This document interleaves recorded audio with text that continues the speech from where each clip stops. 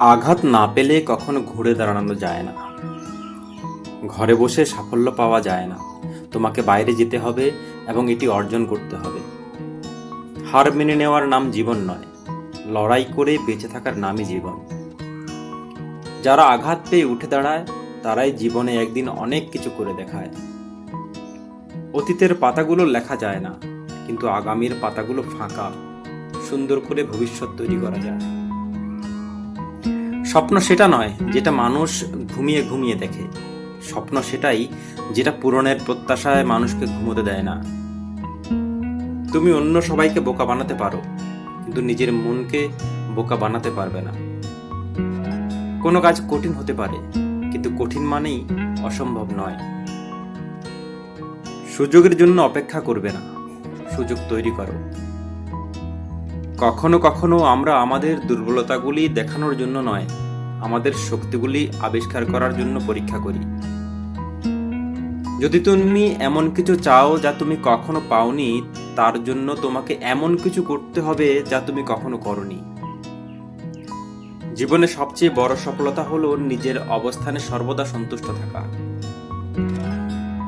যে কাজ করিনি তা নিয়ে অনুশোচনা করার চেয়ে যে কাজ করেছি তার পর্যালোচনা করে এগিয়ে যাওয়া উচিত।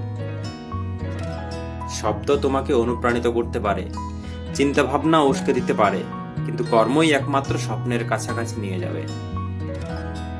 সাধারণ মানুষ যখন কিছু করার সিদ্ধান্ত নেয় এবং সেটা করার জন্য কমফোর্ট জোন থেকে বেরিয়ে আসে, তখনই তারা অসাধারণ হয়ে ওঠে।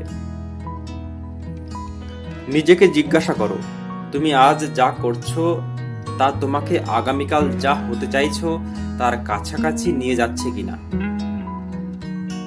কখনো কখনো তোমাকে বাইরে পা রাখতে হবে, কিছুটা বাতাস পেতে হবে এবং নিজেকে মনে করিয়ে দিতে হবে তুমি কে এবং তুমি কি হতে চাও। শক্তিশালী ও সাহসী হও, ভয় পাবে না, আশা হারাবে না, কারণ ঈশ্বর যেখানেই থাকুক না কেন তোমার সাথেই আছে।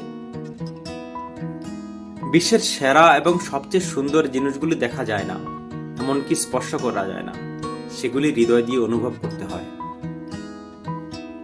তোমার মুখ সব সময় রোদের দিকে রাখো, দেখবে ছায়া পেছনের দিকে পড়বে। সাফল্যের চেয়ে ব্যর্থতার থেকেই বেশি শেখা যায়, কারণ ব্যর্থতা কখনো কর্মঠ ব্যক্তিকে থামতে দেয় না। যদি তোমার সফল হওয়ার সংকল্প যথেষ্ট দৃঢ় হয়, তাহলে ব্যর্থতা কখনোই তোমাকে অতিক্রম করবে না।